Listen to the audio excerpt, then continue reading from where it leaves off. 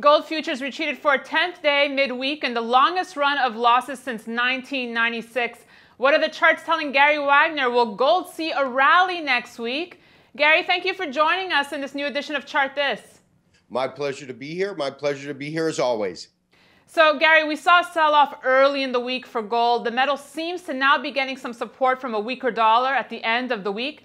What's your take on the price action we've seen? Well, if you recall from last week, I really believed that we had a critical area that was sitting at around 1131.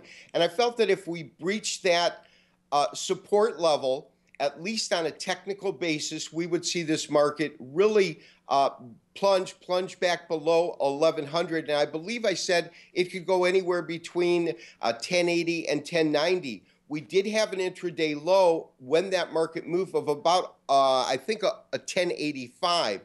So we actually saw gold move to where our models predicted that they would go. At this point, we could see a little bounce, but I am expecting more downside pressure. And the numbers that I'm looking at currently are about 1038. All right, and we're going to dive deeper into your key levels in a second, Gary. But I was talking to RBC's George Giro, and he said that with all the bears in the woods and options expiry set early for next week, there could be a rally here. Would you agree?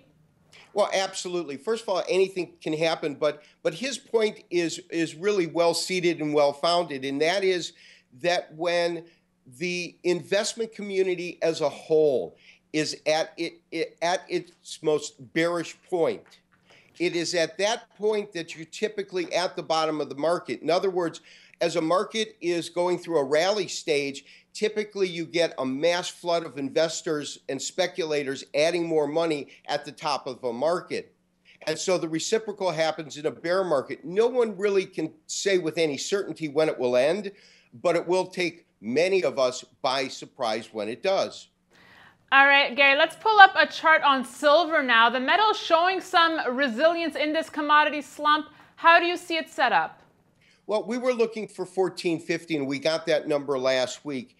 It has been resilient in that in the past, we have seen both gold and silver move in tandem, silver being a percentage gainer on up days and a percentage loser on down days. We've seen kind of a disattachment between the two. So it did not move down in terms of a percentage drawdown to the degree that gold did. However, I believe that if gold continues under pressure, silver will also. All right, Gary, you hinted to it before, but let's take a look at your levels for gold that you're eyeing for next week. Well, I mean, on the upside, any kind of effective close, say above 1100 and forming a base at 1100, could mean that we're finding some sort of support in the market and we could see the market take off from there. However, any breach of that 1085 number now, because that's now our new intraday low, and the next real number we have to look at is 1065, and that's based on a low back in 2010, February of 2010. All right, Gary, thanks so much for your thoughts. Well, it was my pleasure to be here, and I do want to wish all of our Chart This viewers a great weekend, and most importantly, successful investing next week. Bye-bye. Thanks, Gary, and thank you for watching. We'll see you on Monday for a brand new Gold Report.